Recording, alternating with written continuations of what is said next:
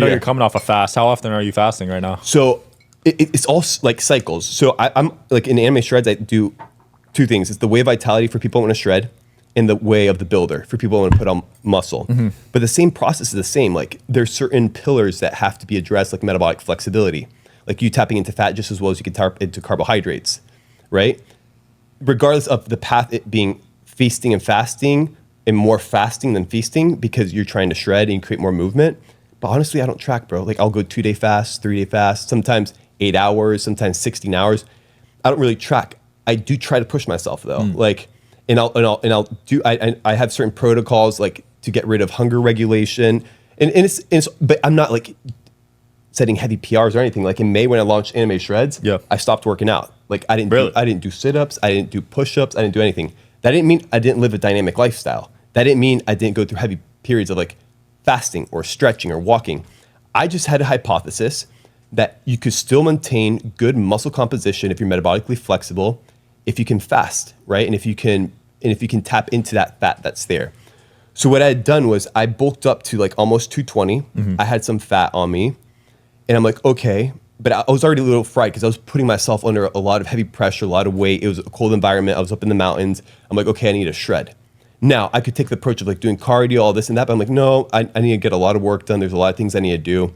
So dude, it was like waking up, digestive tea, potions, like going on walks, focusing on my breathing, getting sunlight, like a lot of things that helped me going through the fast.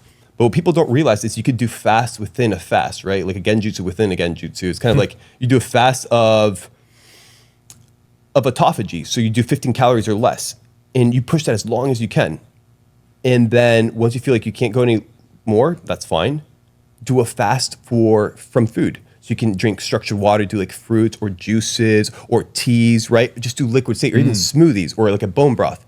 But you're still giving your body a break from actual matter and solid food, right?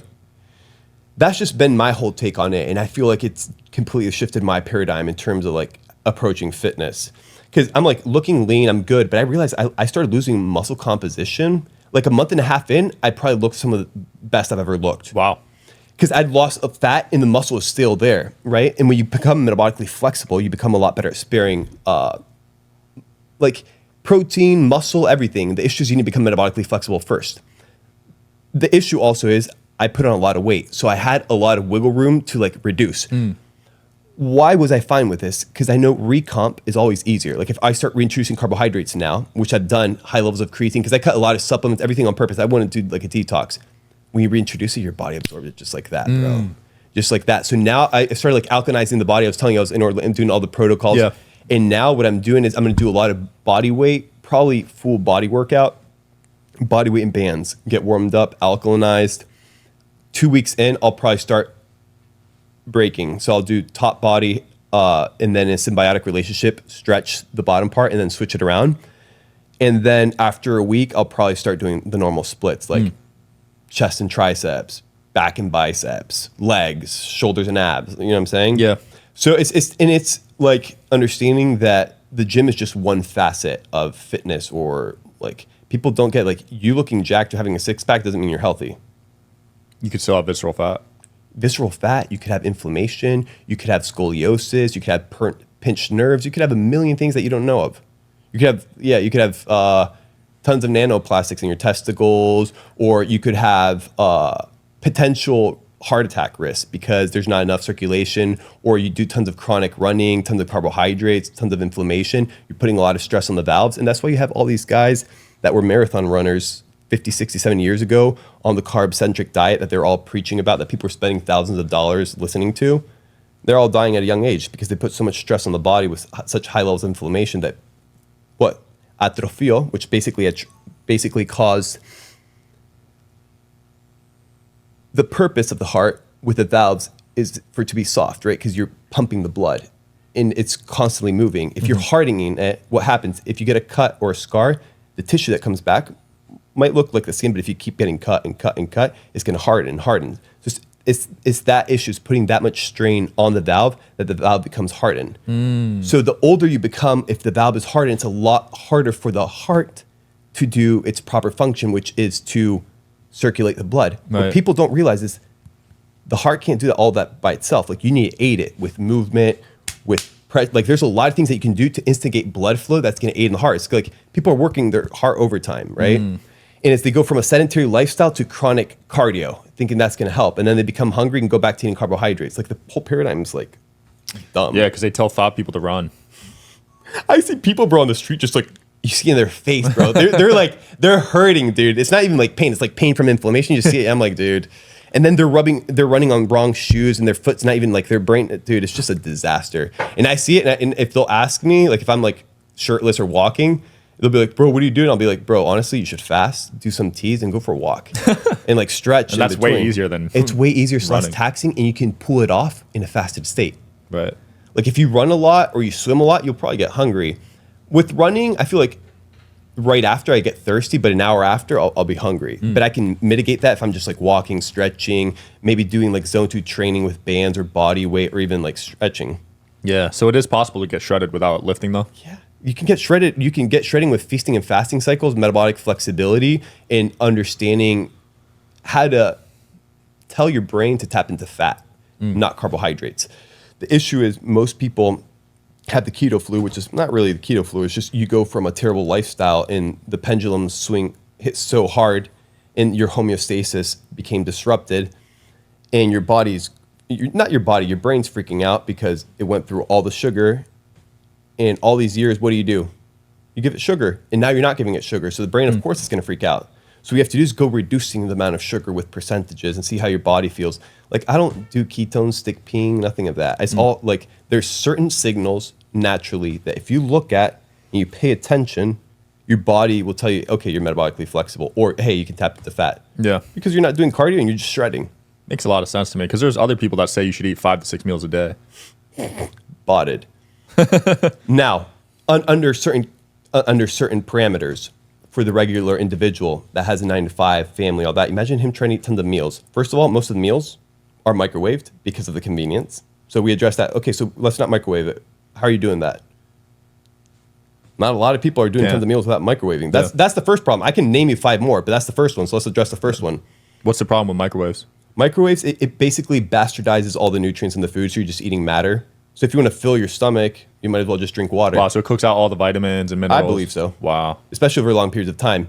And what people don't realize is food by itself automatically has already been bastardized. Like we're not absorbing as much nutrients as we used to, right? The soil, they don't practice like the back in the day what they would practice in terms of seasons of harvesting the soil, right? And using the soil and then giving it sabbatical. People don't give the soil sabbatical. People just bastardize it and commercialize it. That's the biggest problem. Then the second problem is you're getting that bastardized meal and then putting it into a microwave and you're bastardizing even more. And then you're putting it into your stomach, oh, protein. Yeah, but how much of it is actually bioavailable? How much protein are you actually getting there? Wow. So you got to cook it on a grill or? Not really. I'll tell you what I do. Idea is understanding spices, understanding blends, understanding that what you have to focus on is saving time, right? So what kind of meals do I do? Air fryer, of course, ceramic. You're not going to do Teflon. So it's very basic. Is spend 5 to 10 minutes spicing your meal however you want, whether it's wings, meat, burger, whatever. You put it first on the air fryer, but I wouldn't suggest doing air fryer for people who are trying to get shredded.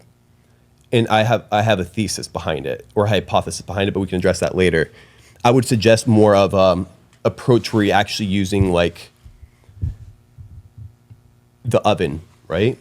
So what I would do is instead of grabbing my ground beef, this is what I see a lot of people cooking in cast iron. They're charring it and making it crazy. And I feel like it's not that good on the body in terms of oxidative stress because of the incineration that's occurring on the meat. And then you have the opposite spectrum, which is people that eat the raw meat, right? Which I don't eat raw food. And I have many reasons as to why I don't eat it. Do I agree with some parts? Yes. Do I disagree with other parts? Yes. But that's a whole different podcast. What I like to do with my meat is I'll cook it in coconut water. I'll cook it in bone broth. I'll cook it in either water or fat soluble in a basically glass tray. And I'll put the meat and I'll put like bone broth. I'll even like, if I'm trying to bulk, I'll put a whole piece of like stick of butter.